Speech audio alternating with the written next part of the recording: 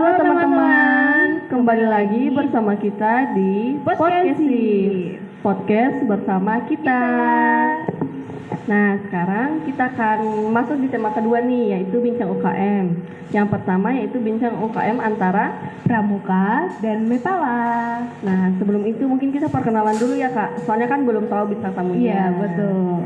Nah, perkenalan ini akan dimulai dari UKM mana dulu nih Kak? Pramuka boleh lah. Nah, kita akan mulai dari perkenalan dari UKM Pramuka. Silakan Kak Yudi. Oke, baik. Terima kasih ya. Perkenalkan ya, nama saya itu Isep Nuraiman. Alamat saya dari Brebes. Ya. Di sini saya dari UKM Pramuka. Tepatnya itu dari Racana Dr. Muardi Universitas IPB Semarang. Ya, seperti itu ya. Silahkan. Baik, perkenalkan nama saya Muhammad Anwar. Saya berasal dari Tegal. Di sini saya perwakilan dari UKM Mepala. Nah, tanpa berlama-lama lagi nih, kita akan mendengarkan mungkin pertama nih sejarah dari kedua UKM nggak sih? Iya, boleh. Nah, karena kan Dari kita kan masih Pramuka awam dulu ya? yang masih belum tahu sejarahnya, jadi mungkin bisa diceritakan dulu. Boleh tuh. Nah, kita akan mulai dari UKM Pramuka dulu, Kak. Oh ya. Oke, baik. Di sini untuk sejarah Pramuka sendiri itu secara umum terbagi menjadi dua. Di kita itu ada yang namanya sejarah Pramuka itu kepanduan dunia dan ada juga sejarah Pramuka Indonesia. Untuk sejarah kepanduan dunia itu dimulai atau diciptakan pada saat Bapak Pandu Dunia Robert Baden-Powell itu menuliskan pengalamannya dalam sebuah buku yang berjudul Scouting for Boys itu pada tahun 1908. Jadi Bapak Pandu Dunia itu menuliskan semua pengalaman-pengalaman yang telah dia lalui dari mulai pada saat dia berkeliling, terus berkemah ataupun sebagainya dalam sebuah buku Scouting for Boys itu.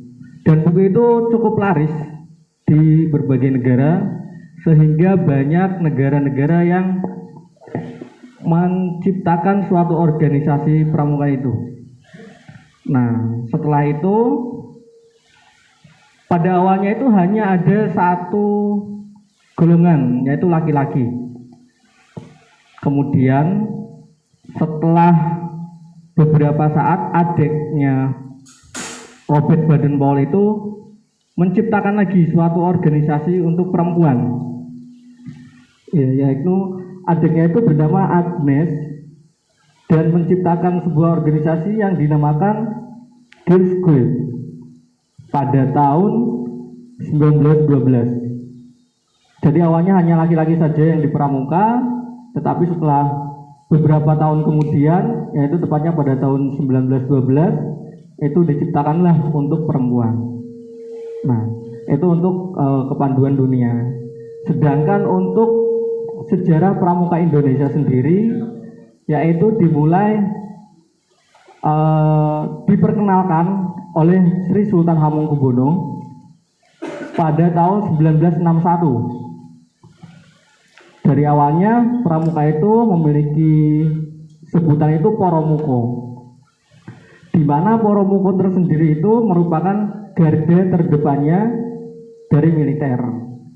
Makanya tidak salah lagi kenapa kok Pramuka itu sedikit memiliki kesamaan dengan militer, entah itu TNI ataupun polisi.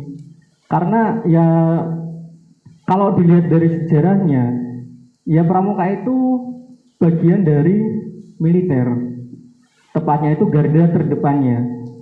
Kalau dalam bahasa Jawa itu Poromuko. Nah, setelah dicetuskannya Poromuko itu pada tanggal 14 Agustus 1961, kemudian penyebutannya itu lebih diluaskan lagi, sehingga terciptalah Pramuka. Karena kemungkinan ya, mungkin bagi orang Jawa tidak asing ketika menyebut Poromuko.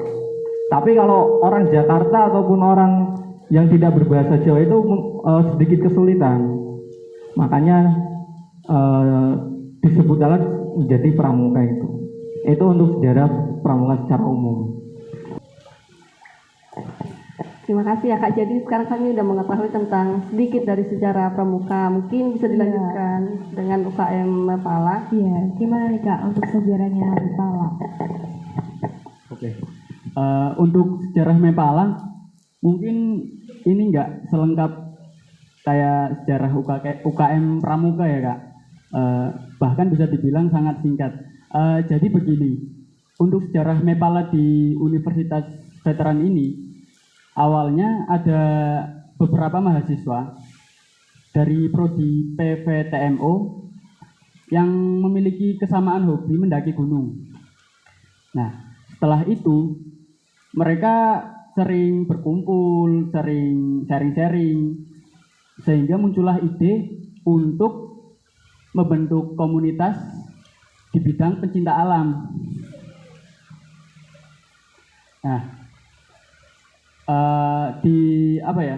untuk munculnya ide membentuk komunitas di bidang pencinta alam di lingkungan IKIP Veteran, tepatnya pada tanggal 15 Maret 2015. Begitu sejarah dari Mepala.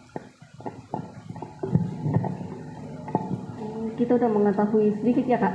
Iya. Dari sejarah kedua UKM kita.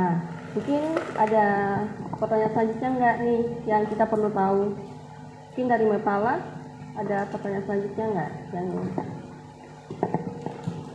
Kalau pertanyaan selanjutnya itu tentang struktur selama kegiatan Mepala Kak, gimana? Sejauh ini ya, memang struggle dalam Mepala itu dari segi peralatan Kak, karena Mepala sejauh ini peralatannya itu belum lengkap. Jadi setiap ada kegiatan itu mengharuskan anggotanya untuk menyewa peralatan. Itu sih dari saya. Kalau dari pramuka nih, kan Mapala tentang struggle-nya. Dari pramuka nih masih kami tuh penasaran tentang perbedaan itu loh Kak. Kayak ambalan atau jenjang-jenjang di pramuka tuh apa aja sih Kak? Mungkin bisa dijelaskan sedikit. Oke, untuk perbedaan atau jenjang dari pramuka sendiri ya. Kalau di pramuka itu ada yang namanya tingkatan atau golongan. Itu yang menjadi pembeda dari pramuka itu sendiri. Misalkan ada golongan siaga. Golongan siaga itu biasanya di tingkat sekolah dasar, yaitu yang termasuk ke dalam golongan siaga itu dia yang berusia 6 sampai 10 tahun. Itu untuk golongan siaga. Nah, ada lagi yang golongan penggalang.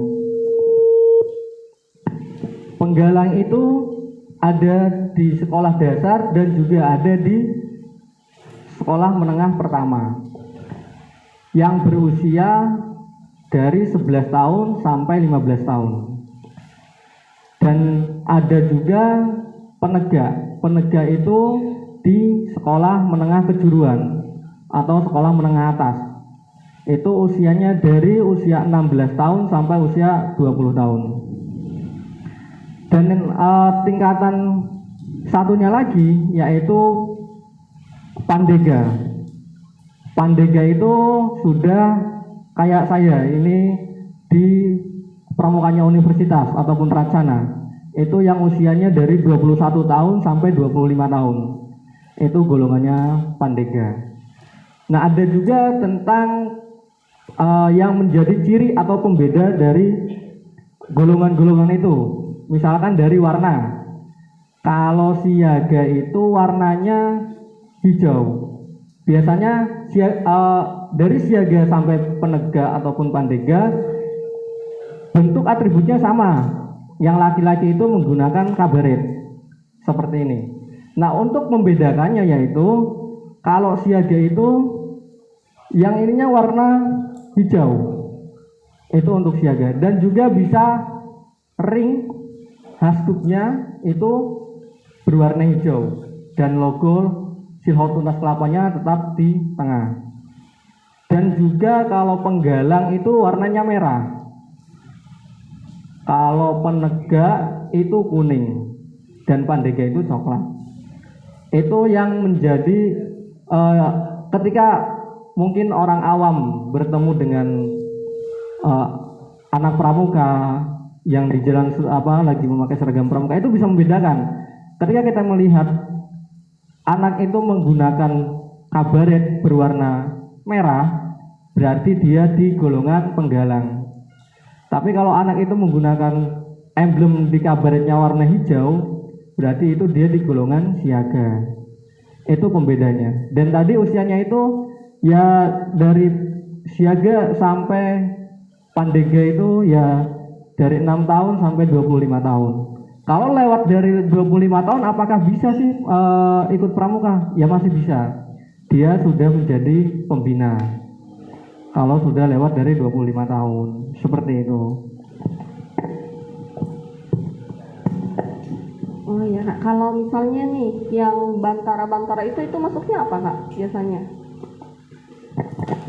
Kalau bantara itu termasuk ke TKU, tanda kecakapan umum. Jadi tanda kecakapan umum itu bisa didapatkan ketika kita menyelesaikan SKU. Banyak yang mungkin dari anggota-anggota pramuka yang tidak memakai bantara ataupun laksana, tetapi ketika mereka tidak menggunakan itu pun masih bisa atau emang itu bagian dari pramuka. Cuman anak itu tidak menyelesaikan SKU-nya. Jadi bukan termasuk ke golongan atau tingkatan lagi, tetapi itu kalau bantara laksana itu bagian dari tanda kecakapan umumnya yang sudah mereka raih gitu.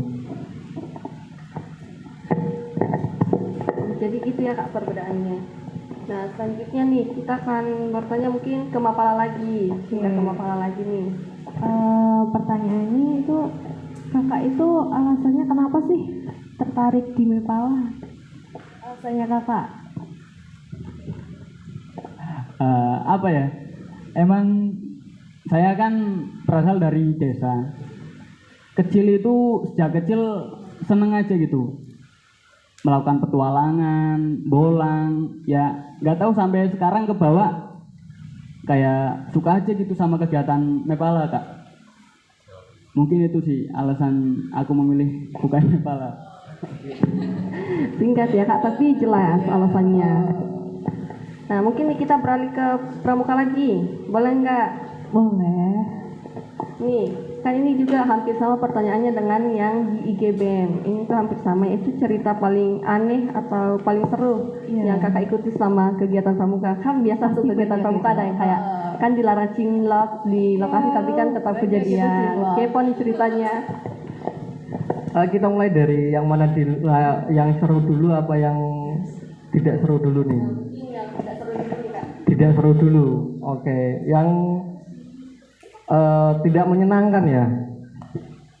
Dari saya pribadi itu ketika mengikuti kegiatan pramuka yang tidak menyenangkan itu dari mungkin sikap ataupun situasi tertentu.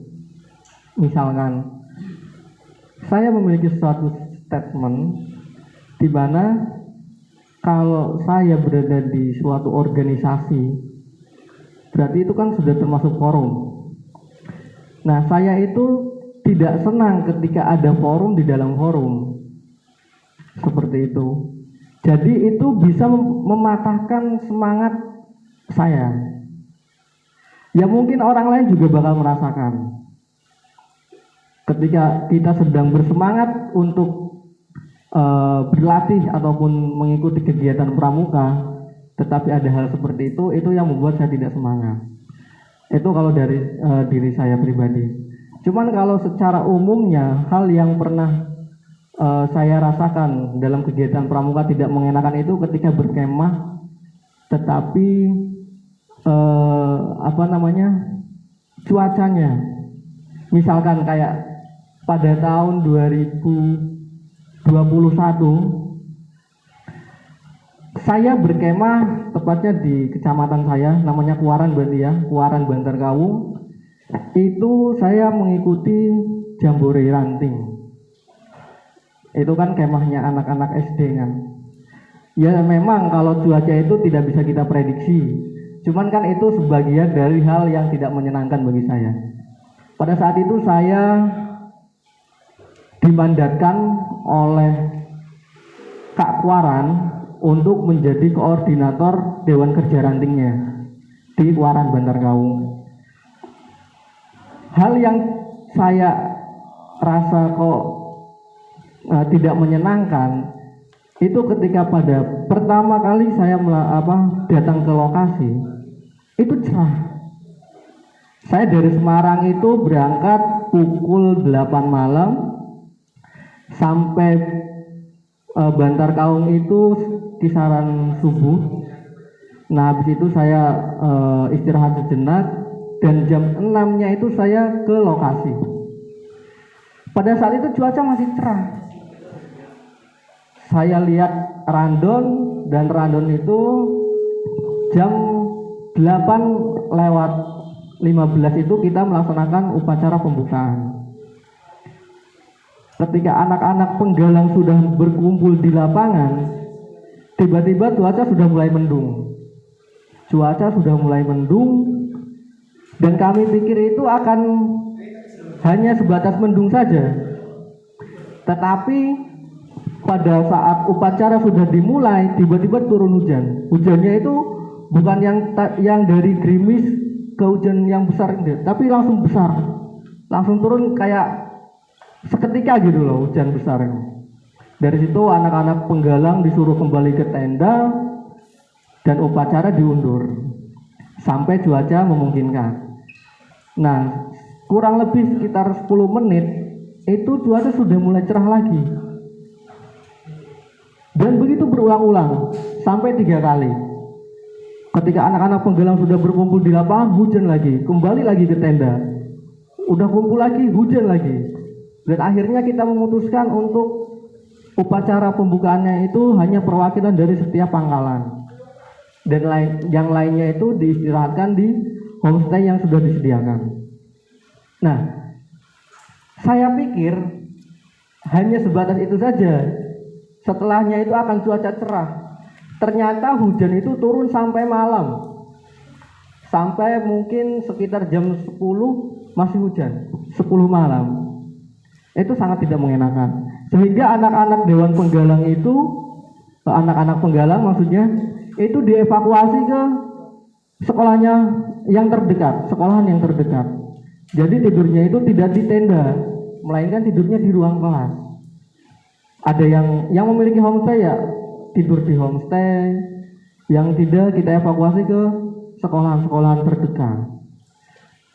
Itu sih paling tidak mengenakan. Yang tadinya saya pikir nanti akan senang, akan mendapatkan berbagai macam pengalaman, tetapi karena cuaca yang tidak bisa kita prediksi, akhirnya acara diundur.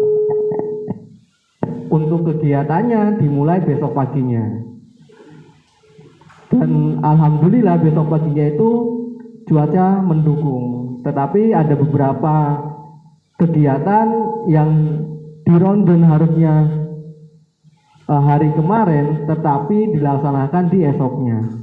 Seperti itu mungkin kegiatan yang pernah saya alami, dan itu bagian dari kegiatan yang tidak mengenakan atau menyenangkan bagi saya. Nah, kalau kegiatan yang menyenangkannya itu banyak sekali. Mungkin kalau saya sebutkan satu persatu itu bisa sampai seminggu mungkin. Karena banyak sekali kegiatan yang saya ikuti yang menurut saya itu menyenangkan.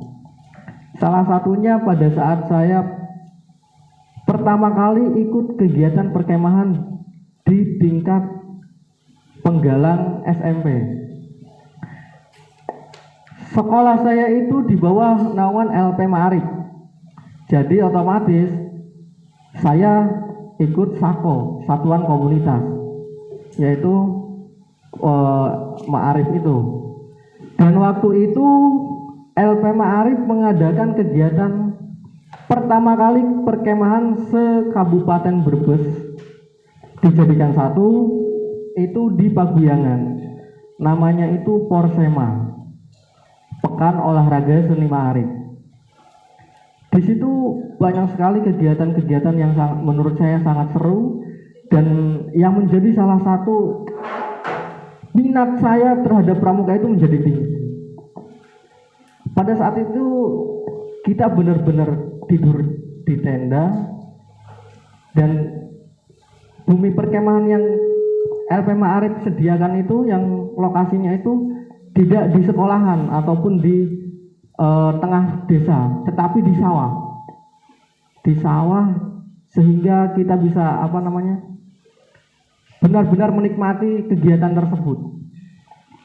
Kayak seperti halnya kita bisa bermain-main dengan tenda sebelah, bisa kenalan. Kan kita yang awalnya mikir pramuka itu hanya sebatas sekolahan saja, kita kenal dengan teman-teman di sekolahan. Ternyata ketika kita lebih aktif dalam pramuka dan lebih sering mengikuti kegiatan di luar, itu kita bisa berkenalan dengan orang luar, memiliki pengalaman yang lebih banyak, lebih luas, dan tentunya teman yang lebih luas lagi. Dan dari situ saya memiliki tekad, ternyata pramuka itu benar-benar mengasihkan. Dari situ ada hal yang paling teringat sampai sekarang pada saat kegiatan tersebut, yaitu ketika saya sedang melakukan pengembaraan atau mencari jejak. Di situ sekolahan saya itu mendapatkan giliran ke-8 dalam mencari jejak. Itu kan kalau mencari jejak perpangkalan satu persatu berangkat ke posnya. Nah, urutan saya itu ke-8. Di depan saya itu dari SMP Ma'arif Paguyangan, SMP Ma'arif Tonjong, SMP Ma'arif Tonjong, itu perempuan. Hal yang saya ingat sampai sekarang itu ketika kami melewati persawahan menuju pos 4. Di situ kami, ya namanya anak SMP ya, melihat lawan jenisnya di depan itu kayak Cinlok nih. iya, sedikit cinlok gitu ya. Di situ kami saling saut-sautan, yel-yel, saling saut menyaut dan berjalan kayak saling kejar-mengejar gitu loh, supaya lebih cepat ke pos 4 itu. Dan ketika ada sawah yang kan kalau dulu itu masih banyak airnya ya, itu salah satu anggota dari Tonjong itu kecebur ya, jatuh ke sawah. Di situ saya ya dalam hati, wah ini ditolongin gak ya gitu kan. Tolongin dong, kasihan itu. Iya, di situ yang lain tuh kayak berebut, wah saya aja yang nolongin gitu kan. Padahal rebut cewek. iya, padahal kita kan dan di situ tidak sama sekali saya tidak sedang kayak harus cepat-cepat ke pos 4 gitu. Di situ menikmati banget suasana dan apa yang terjadi pada saat itu sangat terkesan banget. Dan di situ akhirnya kita akrab dan sampai sekarang itu masih komunikasi. Walaupun dari awalnya itu tidak tidak saling kenal, tapi sampai sekarang akrab. Dan mungkin kalau dia melihat ini ya mungkin tertawa juga nih pada saat itu, karena kalau nggak salah sepatunya itu sampai sekarang belum ketemu karena jatuh ke sungai di pinggirnya. Iya. Sampai sekarang mungkin belum ketemu, makanya dia sampai ke pos 4 itu jalannya itu tanpa sepatu satu gitu. Kayak Kok nggak dipinjemin sepatunya, Kak? kan beda antara sepatu laki-laki itu sama sepatu perempuan, beda gitu. Tapi ya disitulah saya menemukan apa sih kesenangan yang harus kita dapatkan dalam pramuka. Ternyata kuncinya itu pada diri kita sendiri, yaitu yang menjadikan salah satu statement saya ketika kita ingin mendapatkan kesenangan dalam pramuka khususnya maupun dalam organisasi atau UKM lain ya, kita harus mencintai organisasi atau UKM itu sendiri sebelum kita ingin mendapatkan kebahagiaan. Dari situ saya sudah mulai cinta terhadap pramuka dan banyak sekali kegiatan-kegiatan yang menurut saya itu menyenangkan. Seperti itu, kegiatan yang salah satu kegiatan yang menurut saya paling menyenangkan. Oke. Seru ya Kak? Iya seru banget itu ngaji. Ini mungkin sebelum kita lanjut nih, mungkin kan udah pada seret nih Iya. bicara terus dari tadi. Lapar ini. Ayo dong, Mas Nanda, teh-tehnya.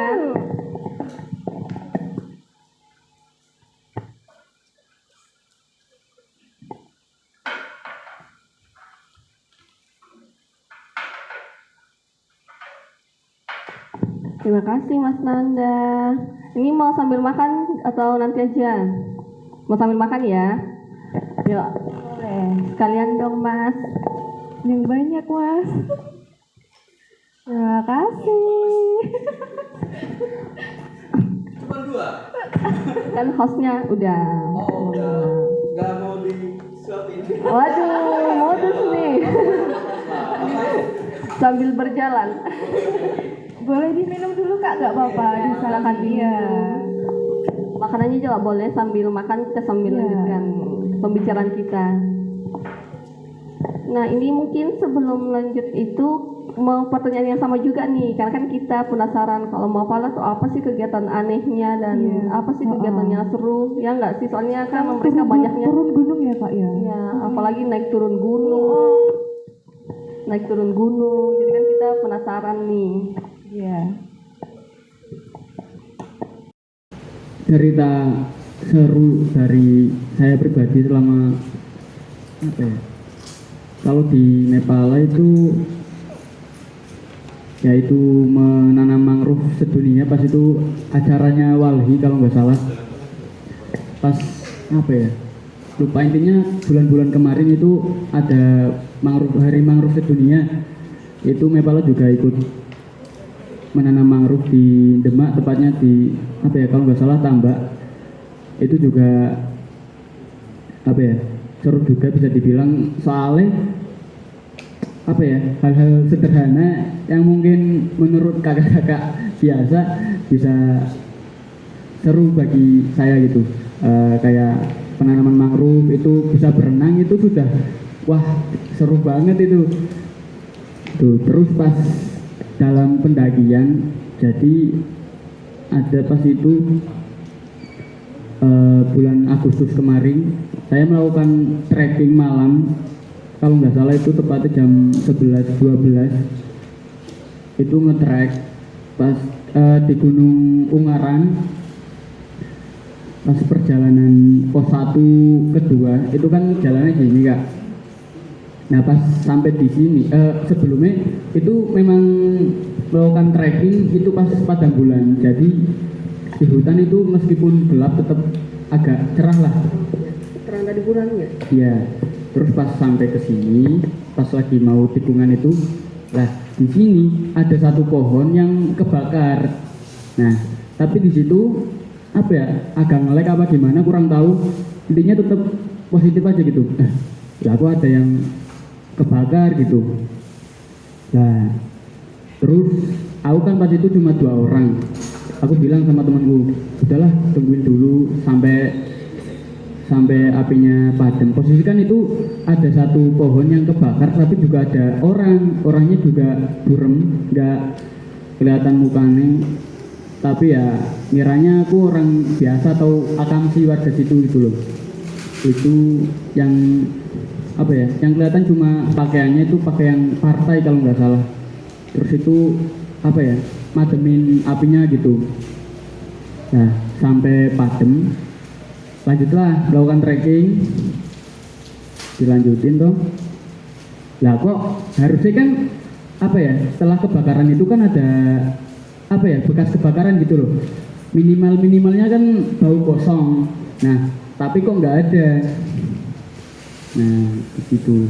Tapi ya udahlah, lanjut aja, lanjut terus. Lah sampai naik ke pos 4 itu temanku bilang, lah kok baunya kambing ya? Nggak tahu apa ada apa ya, salah satu kelompok yang naik tapi bawa kambing di tas atau melakukan bakar-bakaran, ya? iya, bakar-bakaran di hutan, nggak tahu juga. Lah terus juga apa ya, kalau itu temanku. Nah kalau saya pribadi, kok malam-malam ada drum band ya?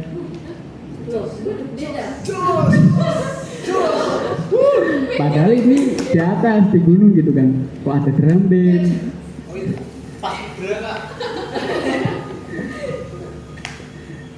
Terus ya udahlah, lanjut aja mas gitu. Lanjut. Enggak, soalnya kan apa ya? Kita juga enggak. Kita juga apa ya, setiap melakukan pendakian kan itu dikasih map oleh pengelola. Nah, gunung itu. Dari kita juga membawa apa, headlamp, jadi bisa lihat itu enggak lah. Enggak sampai kompas. Bisa buat lihat jalan. Itu sih sampai atas. Singkat cerita kan udah pagi nih, mau pulang, turunlah kita. Nah, aku masih kepikiran sama kejadian yang tadi malamnya itu. Kok ada kebakaran ya? Lagian siapa ya orang yang mau bakar-bakaran di gunung? Nah, itu baru kepikiran. Pas malamnya itu nggak kepikiran ada. Kok janggal ya? Nggak ada. Nah, janggalnya pas di situ. Apa kepikirannya pas di situ? Kok ada ya? Ngapain ya? Gitu. Terus ditelusur lah. Dipastiin, mas kemarin kan yang kebakaran itu pos 1 ke 2 ya, berarti kalau turun 2 ke 1 ya? Iya. Nah, terus 2 ke 1 di apa ya, dicek, diamati kanan kiri, tetap aja nggak ada. Nah di situ baru nggak. Nah itu juga menjadi pertanyaan, kayaknya di sini tadi ada orang, tapi pas dilewati kok nggak ada. Itu sih. Tapi sampai sekarang belum tahu. Nggak tahu. Soalnya aku juga udah bolak-balik ke gunung, nggak pernah mengalami kejadian yang seperti itu. Baru pertama deh. Sama berarti kayak yang saya alami. Saya juga pernah mengalami hal seperti ini. Tapi bukan ke gunung kalau saya. Saya itu waktu tahun 2018 kalau nggak salah. Itu biasalah anak tongkrongan. Tapi ya semuanya itu anak-anak pramuka gitu kan. Biasa kan kalau kita nggak ada kegiatan pramuka, ya kita nongkrong-nongkrong sendiri gitu kan. Nah, hari itu kita nongkrong malam minggu lagi nongkrong, lagi asik ya, bahas ini kan, tiba-tiba teman saya itu ngajak gini, nanti hari Senin kan libur, kita ngedaki aja yuk katanya.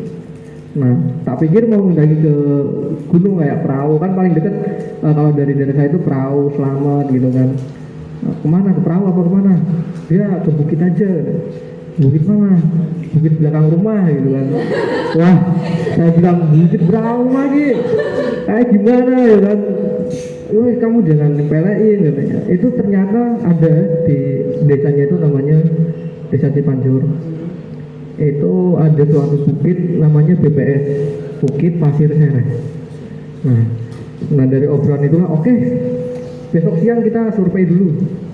Nah minggunya itu kita survei jalan karena itu bukit ya, mungkin orang-orang yang ke hutan aja yang tahu jalan kan, karena jarang banget orang yang ke sana gitu. Akhirnya kita survei jalan buat nanti kita trekking. Sudah nemu tuh jalannya, sudah nemu. Pas siang itu udah kami kasih tanda. Nah, hari Seninnya kita trekking berangkat habis asar. Kita berangkat habis asar, ternyata jalan yang kita udah tandain itu tidak bisa dilalui karena habis hujan. Kan trekkingnya terlalu miring banget lah. Kita muter itu hari Senin jam 3 sore kita berangkat. Awal berjalan lancar sampai mungkin pukul 9 malam kita bercanda, kita menikmati pemandangan, dan ternyata emang walaupun itu bukit belakang rumah itu kita bisa melihat pemandangan dengan jelas gitu. Kan kalau dari desa saya itu ke kota Brebes itu jauh jaraknya, sekitar kalau pakai motor itu lewat rute Bumiayu Margesar itu 2 jam, tetapi di bukit itu bisa kelihatan, kota Brebes itu bisa kelihatan. Berarti bukit ya yang lumayan tinggi lah itu kan. Nah di situ kita bercanda, bergurau gitu kan, cerita apa gitu kan. Nah jam 11 lewat kita itu pas mau mendaki itu tidak ada yang ngeh bahwa hari Senin itu adalah tepatnya malam Selasa Kliwon. Gak ada yang ngeh sama sekali, karena ya ingatnya ya kita naik, kita happy di sana, kita asik-asik lah kan di sana. Itu jam 11 itu dari bawah itu ada yang ngode pakai senter. Warga itu masih warga gitu kan, dia ngode pakai senter kan. Kirain kami itu ya mereka cuman pengen ngecek kita masih pada bangun apa enggak gitu kan. Akhirnya kita balik lagi kan. Oke, dia sampai 3 kali mode terus, kita kan jangan. Akhirnya ya udah dirok, mungkin dia lagi berburu burung atau apa gitu kan, malam-malam kan biasanya pakai senter gitu. Kita tidak hiraukan itulah, kita bercanda lagi. Nah, pas mau jam 12-nya itu tiba-tiba saya, teman saya, inisial Agus lah misalkan, disamarkan itu namanya, bukan Agus aslinya, disamarkan Agus lah, kita sebut Agus ya, sama Bobby mungkin ya. Kita bertiga, itu jumlahnya itu berlima kita. Nah kita bertiga itu lagi masak mie instan. Tiba-tiba mendengar kayak kalau dalam bahasa Indonesianya itu kalian dari mana ya? Tapi itu dalam bahasa Sunda. Kayak sedikit mendengar teriakan di mana? Tapi pakai bahasa Sunda itu. Bahasa Indonesia itu dari mana? Kami pikir itu orang yang bawah tadi ya. Mungkin lagi nyapa temennya apa gimana gitu. Selama beberapa lama kemudian ada lagi, dia itu teriaknya gini, pulang siang karena di Dario. Kalau bahasa Indonesia itu pulang kalian, lagi apa di sini gitu. Nah dari situ udah mulai, wah masa dari bawah bilang kayak gitu kan. Nah akhirnya yang mendengar itu ya udah jangan dihiraukan. Takutnya kalau kami kasih tahu sama yang lain itu malah nanti jadi panik gitu kan. Nah, karena di situ juga kan banyak yang belum terbiasa kayak trek malam-malam nginep di hutan gitu kan. Nah di situ udah kayak ngerasa wah ini mungkin bukan orang bawah nih gitu kan. Karena kalau orang bawah masa nyuruh kita pulang gitu kan. Nah dari situ udah aneh-aneh lah pikirannya. Sedikit panik iya karena itu kan kita belum tahu hutannya kayak gimana, situasinya kayak gimana gitu. Dan kalau kita lihat ke bawah itu kan kemiringannya curam banget. Ya takutnya kan anak-anak panik malah pengen turun kebrosok kan, malah bahaya kan, taruhannya nyawa gitu kan. Makanya yang mendengar itu saling ngelirik-lirik kan, dengar nggak? Ya dengar. siapa ya? Wah nggak tahu. Nah yang satu orang ini nih dia diem aja, padahal dia denger. Dia bilang gini, salah aing ya mah. Kalau bahasa Indonesia salah aku ini mah. Emang kenapa? Dan nanti di bawah aku ceritain. Nah sampai kita sudah selesai masaknya itu, akhirnya kita makan bareng-bareng. Ya udahlah, yang kami bertiga itu nyaranin, ya udah yuk pada tidur aja. Singkat cerita, udahlah kami tidur kan, udah jam 12 hampir jam 1 itu tidur. Nah, isi Agus ini nih yang tadi, yang dia diem padahal dia tahu gitu kan. Dia keluar tenda. Dia keluar tenda.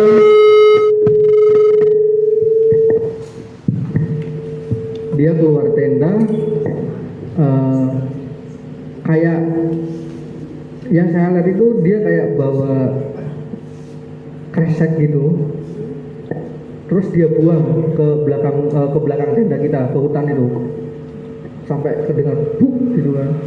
Wah, si Agus buang apa nih gitu kan. Nggak mungkin kalau kepala manusia, itu kreseknya kecil. Kalau kepala ayam mungkin ya. Nah, aduh si Agus buang apa nih? Mau nanya takut yang lain bangun gitu kan. Akhirnya ya udahlah, rasa penasaran itu saya pendem gitu kan. Sampai pagi saya ya tidur pun mungkin nggak nyenyak ya, kayak mungkin ngedengar ya hal atau suara yang kecil aja bisa terdengar gitu kan. Akhirnya sampai pagi kita langsung ya udah, yuk kita nikmati pemandangan dulu sebentar, foto-foto atau apa, nanti habis itu kita turun langsung. Wah udah kayak kerasa ini ada apa ya sebenarnya gitu kan, karena si Agus itu kan anak situnya gitu kan, anak asli desa itu, Kamsinya gitu kan. Kalau kami kan beda desa, cuma kita diajak sama dia untuk ngecamp di situ kan. Akhirnya kita sudah turun. Nah ternyata pas kami turun pun kan dari bukitnya itu, nah rumah pertama itu ternyata yang semalam dia ngode gitu loh, pakai senter yang tadi itu. Kalian di kode kok nggak pada turun? Nah emang kenapa Pak? Loh kalian nggak tahu Pak, sekarang kan tadi malam kan malam Selasa Kliwon, kok kalian pada naik gitu kan. Nggak tahu Pak gitu kan, nggak tahu, kirain bukan malam Selasa Kliwon gitu. Ya udah nggak apa-apa. Ya dari situ kita langsung ke rumahnya si Agus. Di situ barulah si Agus cerita sebenarnya semalam itu ada apa. Ya karena pertama kebanyakan dari kita itu kan tamunya desa itu kan, bukan anak asli itu kan. Nah kesalahan yang keduanya itu, kita itu bawa ayam mentah dari bawah, daging mentah dari bawah, ya kan. Harusnya itu kalau mau naik ke situ tuh kita udah bawa yang bernyawa itu sudah matang lah kondisinya. Ya walaupun dikukus atau diapa dulu, yang penting jangan bawa mentah-mentah ke atas gitu. Itu yang pesan kedua. Nah yang ketiganya itu, si Agusnya itu lupa kalau misalkan bawa daging mentah dari bawah itu harus melempar dagingnya itu entah seiris ataupun 2 iris ke belakang gitu. Ya intinya entahlah, mungkin sudah menjadi budaya di situ ya, kebiasaan di situ. Nah dia ternyata lupa nggak lempar daging mentahnya ke belakang gitu kan. Makanya mungkin yang semalam dilemparnya itu daging mungkin ya. Ya mungkin sisa ya, mungkin sisa yang kita makan gitu kan. Ternyata iya yang dilempar si Agus itu daging, tapi kan posisinya itu udah matang. Masa harusnya kan pas masih mentahnya itu kita lempar ke belakang kan. Tapi ya nggak apa-apa, daripada kita tidak ngasih sama sekali kan. Ya alhamdulillah pada saat itu kita bisa turun semua dengan selamat gitu kan. Ya ternyata walaupun itu hanya sebatas bukit belakang rumah, ya kita tidak bisa menyepelekannya. Kalau kita tidak tahu, ya cek.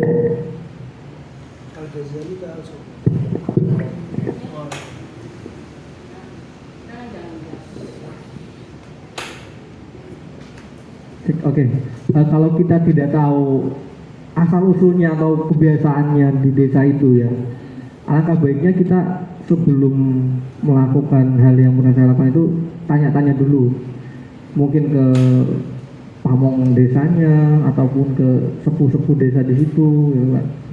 Bahwa kalau kita mau melakukan kegiatan di situ apakah boleh apa tidak gitu. Ya intinya izin dulu lah, ya kan? Dari situlah saya mendapatkan pengalaman, walaupun itu bukit belakang rumah kita tidak bisa menyepelekannya gitu. Dari situ mungkin saya juga merasa apa emang kita itu ketika berkemah di hutan, di alam bebas, selalu berdampingan dengan hal-hal gaib gitu. Tapi ya sebagai dari kejadian itu saya juga lebih yakin lagi bahwa kita itu hidup di dunia itu berdampingan sama makhluk gaib gitu. Jadi ketika kita ya entah camping di bukit ataupun di gunung, selalu jaga sopan santunnya, ya saling mengingatkan bahwa tolong jangan jangan konyol lah, bahwa sebenarnya kita itu tamu di situ kan, dan di situ sudah ada yang tinggal lebih dulu. Makanya ketika kita bertamu itu kan harus sopan gitu. Ya contohnya aja kalau saya sebagai pemilik rumah, kalian datang tanpa permisi, tiba-tiba kalian berbuat konyol, pasti saya akan marah gitu kan. Ya logikanya itu mungkin. Itu dari situ ketika saya akan melakukan trekking lagi, saya selalu lihat malam Selasa Kliwon gaya gitu, Jumat Kliwon gaya gitu. Tapi makin kesini ya semuanya itu sudah terbiasa, dan yang penting kita selalu jaga sopan santun kita aja dalam mendaki ataupun apa gitu. Mungkin itu hal yang pernah saya alami. Samaannya mungkin sama yang tadi masnya di gunung ya, cuma bedanya di bukit, gunung bukit gitu ya.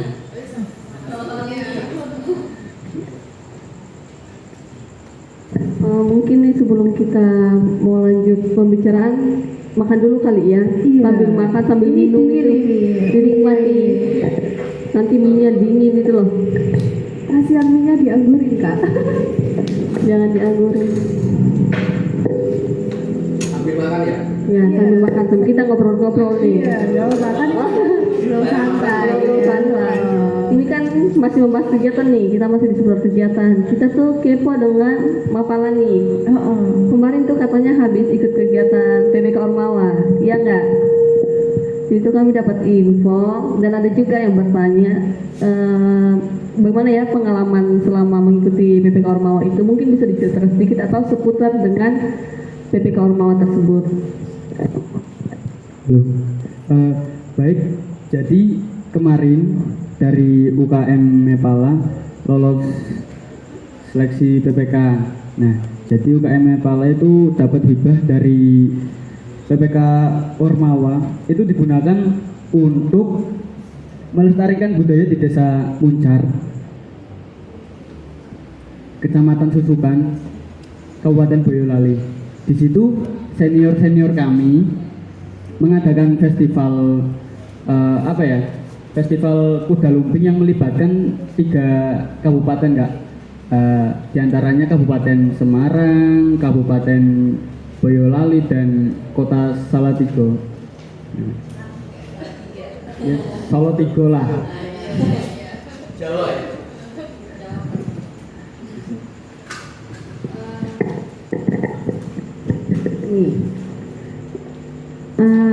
Kalau mungkin ada selain kegiatan PPK Ormawa, Mungkin ada kegiatan besar yang pernah Mapala ikuti selain tadi apa ya itu tadi penanaman pohon mangrove. Mangrove. Nah, penanaman mangrove. Nah, mungkin ada kegiatan lain atau sejauh ini baru cuma itu. Selain muncak. Ya. Mungkin saya boleh menyapa senior-senior yang menonton. Boleh banget. Boleh. Halo para seniornya saya. Soalnya ada yang nge-WA. Sapa aku dong gitu. Halo. Tadi kegiatan besar ya? Iya. Nah, itu yang salah satunya kan tadi dari Walhi mengadakan penanaman mangrove dalam memperingati Hari Mangrove Sedunia yang pertama itu, dan kemarin dari Mepala juga mengirim Walhi mengadakan kegiatan sekolah lingkungan, dan itu juga Mepala selain menjadi salah satu panitia itu juga mengirim salah satu delegasi untuk mengikuti sekolah lingkungan yang akan diadakan Walhi itu juga Kak, dan itu kegiatannya diikuti seluruh Mapala Jawa Tengah begitu. Kira-kira tuh itu acaranya akan mau dimulai atau udah diikuti Kak? Sudah diikuti Sudah kemarin. diikuti. Iya. Kira-kira selama kegiatan tersebut itu yang mewakili dari kakak sendiri atau ada temannya lain? Bukan, itu dari rekan saya namanya Rama Sugeng. Oh iya. Ya. Nah, Mungkin lagi menonton, lagi disapa. Mungkin bisa disapa. Siapa sih namanya? Rama Sugeng. Ini kita kembali ke pramuka. Oke, gantian makan. Ini apa ya stereotipnya di pramuka? Kan biasa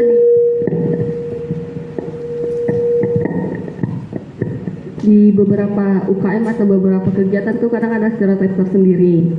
Nah, kadang nih, apalagi pramuka kan udah terkenal banget dari anak SD sampai SMA, perkuliahan, Kak. udah tahu pramuka. Katanya seru Kak. Nah, tapi tuh di balik keseruan pramuka tuh ada stereotipnya, tau nggak sih? Nah, kayak tuh nih, kan sekarang udah ada teknologi, kok masih mau memakai sandi-sandi yang rumit sih? Atau enggak nih?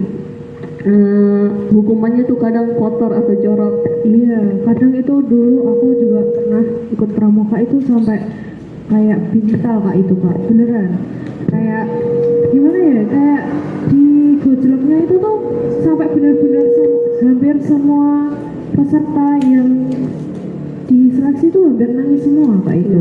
Nggak tahu salahnya di mana, disalah-salahin gitu. Nah, betul. Termasuk saya juga korban. Nah, sama saya juga tuh pas ikut pramuka paling Iya, parah tuh beneran. di SMP. Oh, Jadi tuh sampai apa ya, disuruh jalan di kotoran hewan kadang. Iya. Kadang juga tuh pengembangannya seniornya itu kadang yang apa ya, yang ngerasa paling tinggi. Nah, mungkin bisa dibantah atau bagaimana sih menurut kakak nih tentang stereotip tersebut? Baik ya, hal-hal semacam itu saya alami sendiri pada saat saya itu seleksi Dewan Penggalang. Iya, sama. Pada saat saya seleksi Dewan Penggalang itu saya alami hal-hal seperti itu. Menurut saya gini ya, setelah saya telusuri, setelah saya amati kenapa hal itu bisa terjadi. Contohnya kayak kita saat outbound atau weekend game di pos terakhir itu kadang suka suruh nyebur ke sawah, terus di rintangannya dikasih kotoran-kotoran gitu kan. Hal yang pertama saya pikirkan pada saat itu kemungkinan besar itu untuk menumbuhkan atau membangkitkan mental kita. Ketika kita sudah terjun di dalam pramuka, di dunia pramuka, mental kita itu harus benar-benar kayak kuat lah. Contohnya ketika kita berseragam pramuka di kelas dan yang lain tidak berseragam pramuka, kan terkadang kita suka olok-olok lah ataupun kayak jadi bahan bercandaan. Si paling pramuka tuh gitu kan, ataupun tiba-tiba lagi pakai seragam pramuka lengkap gitu kan, terus lewat ke anak-anak yang lagi nongkrong, weh kakak pramuka 2 kali teguh pramuka. Kalau pramuka, Ya kan kalau ya Kak. kalau kita mentalnya masih down, mungkin dari situ kita ya sudahlah, daripada saya seperti ini, mending saya keluar aja lah dari pramuka gitu. Tetapi itu tidak berlaku bagi saya. Setelah saya amati tentang itu, ya dari situlah saya memiliki jiwa dan mental yang mungkin sudah tidak menghiraukan lagi cemoohan teman-teman ataupun ejekan-ejekan lainnya gitu kan. Ya kalau ada kegiatan pramuka mungkin dari beberapa siswa yang sekolahnya bareng sama saya di lingkungan rumah, itu paling cuman saya sama satu teman saya itu cuman berdua yang berangkat pramuka, yang lainnya mending main daripada pramukaan gitu kan. Itu berarti jiwanya itu belum pramuka. Dia pakai mungkin kalau sekolah dia pakai seragam pramuka, tapi dia tidak memiliki jiwa pramuka. Nah itu dari hal yang saya amati itu. Nah mungkin juga itu sebagai ajang balas dendam. Ini yang saya takutkan. Itu sebagai ajang balas dendam. Kenapa kok rata-rata begitu Kak? Ya, kenapa rata-rata Soal begitu? itu biasanya. Ya kan mungkin ya yang saya amati itu, saya dulu pas ikut seleksi saya seperti ini kan, saya diperlakukan seperti ini. Nah, pas dia sudah menjadi dewan penggalang ataupun dewan ambalan ya, mereka akan melakukan hal yang sama adik-adiknya. Nah, makanya dari situ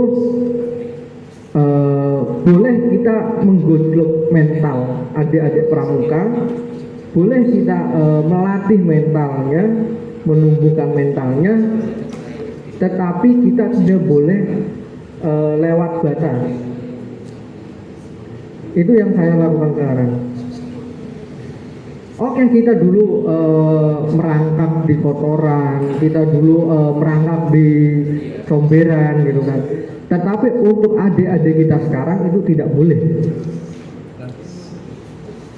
Itu pandangan menurut saya, karena saya memikirkan beberapa aspek.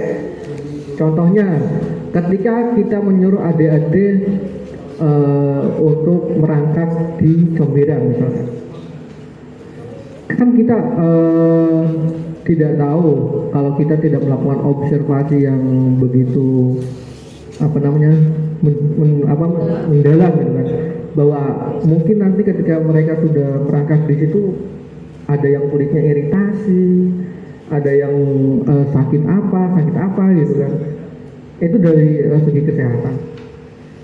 Nah, ini juga ada sangkut pautnya sama antara mereka nanti setelah mengikuti kegiatan lanjut di pramuka atau malah mundur seperti itu. Apalagi kan anak-anak sekarang itu mandangnya itu pramuka itu kasar, pramuka itu selalu digembleng, selalu dimarah-marahin, nggak pakai hasut dimarahin, nggak pakai ikat pinggang dimarahin. Makanya itu menghindari hal seperti itu. Terus untuk sandi, kenapa sih pramuka masih memakai sandi-sandi yang rumit? Sebenarnya mungkin itu terlihat rumit bagi yang tidak ikut pramuka gitu kan, yang belum paham. Tetapi kalau sudah paham, itu akan kayak kita itu punya kelebihan tersendiri. Contohnya, misalkan ya, saya sama Mas Anwar itu mau ngadain ada teman kita nih yang lagi ulang tahun gitu. Nah, saya sama Mas Anwar mau surprise gitu kan, mau ngadain kejutan gitu kan. Nah, kita terang-terangan bicara di depan anaknya itu bisa menggunakan sandi. yang belum tentu teman kita yang tidak ikut pramuka itu tahu gitu kan. Berarti hanya kita berdua yang tahu gitu. Misalkan nanti ketika teman kita ke warung, kita ngumpet biar mereka yang bayar jajannya gitu kan. Itu bisa menggunakan sandi misalkan seperti itu kan, biar tidak nggak ketahuan. Itu dari diri kita pribadi. Cuman kalau secara umumnya kembali lagi dalam sejarah pramukanya itu sendiri, ya sejatinya anak pramuka itu adalah bagian dari militer, ya kan, garda terdepannya gitu kan. Makanya sampai saat ini sandi itu masih kita ajarkan terhadap anak-anak pramuka. Itu juga bagian dari materi pramuka. Ada yang namanya semapur, morse, ada sandi rumput, ya, sandi kotak 1, 2, dan masih banyak lagi. Ya karena itu sebuah kode rahasia yang dimana kalau kalian pernah lihat di angkatan laut itu sering menggunakan sandi morse, sering banget ngasih kode, sering menggunakan sandi morse. Makanya kenapa sampai sekarang masih masih mempelajari sandi-sandi itu, karena kita kembali ke sejarah kita, sejatinya diri kita itu sebagai dari militer gitu. Dan itu semua juga sudah tercantum di SK Kuarnas. Nah, sebenarnya ketika kakak-kakak semua ini belajar sedikit saja tentang sandi, itu mungkin kakak-kakak bisa ketagihan untuk lebih dalam mempelajarinya ya. Dan setelah kita mengetahui sandinya pun bukan suatu ilmu yang tidak bermanfaat, justru itu sangat bermanfaat bagi kita ya, karena sedikit mungkin orang yang mengetahui, hanya beberapa saja yang bisa paham, dan itu menjadi sebuah kelebihan bagi kita. Itu untuk sandi. Nah, ternyata di balik stereotip tersebut tuh ada manfaatnya tersendiri ya. Iya Kak, betul sekali. Ada bagusnya juga stereotip. Sebenarnya stereotipnya tuh cuma pandangan dari orang-orang yang belum paham aja. Iya, Cuma pas benar. dilakukan tuh sebenarnya bukan hal yang terlalu buruk. Cuma tergantung lagi kembali ke mindset. Ke diri masing-masing. Nah, kan habis stereotip